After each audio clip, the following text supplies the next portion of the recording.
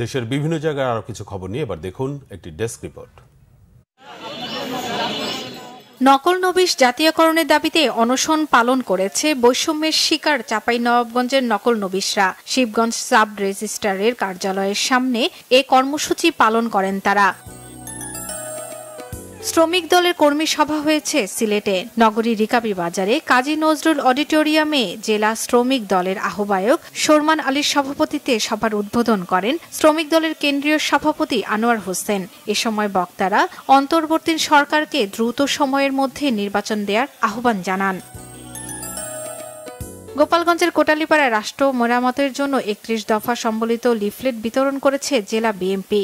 উপজেলা সদরের বিভিন্ন জায়গায় এ লিফলেট বিতরণ করেন নেতাকর্মীরা। পটুয়াখালীর বহালগাছিয়ার শিক্ষক দম্পতি হত্যা মামলার বাদীকে হেনস্থার প্রতিবাদে সংবাদ সম্মেলন করেছে ভুক্তভোগী পরিবার। জেলা প্রেসক্লাব মিলনায়তনে লিখিত বক্তব্য পাঠ করেন নিহত দম্পতির সন্তান ও মামলার বাদী আব্দুল বাশার মোহাম্মদ আব্দুল্লাহ।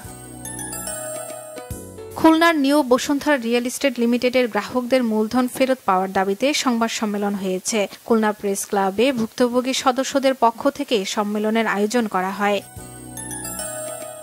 ২ দিনব্যাপী আয়কর মেলা শুরু হয়েছে রাঙামাটিতে। চেম্বার অব কমার্স ভবনে কর মেলার উদ্বোধন করেন কর কমিশনার মোহাম্মদ মঞ্জুর আলম।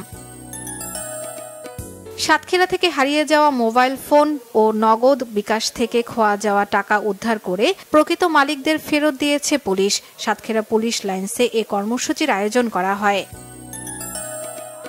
অবৈধভাবে দখল হওয়া জমি উদ্ধারের লক্ষ্যে বরিশালের হিজলায় মানববন্ধন করেছে ভুক্তভোগীরা। এ সময় বক্তারা দ্রুত সময়ের মধ্যে এ সমস্যা সমাধানের দাবি জানান।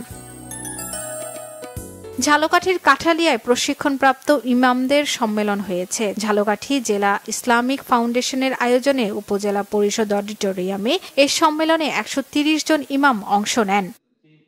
শর্মিলা কেয়া, বাংলা ভিশন নিউজ ডেস্ক।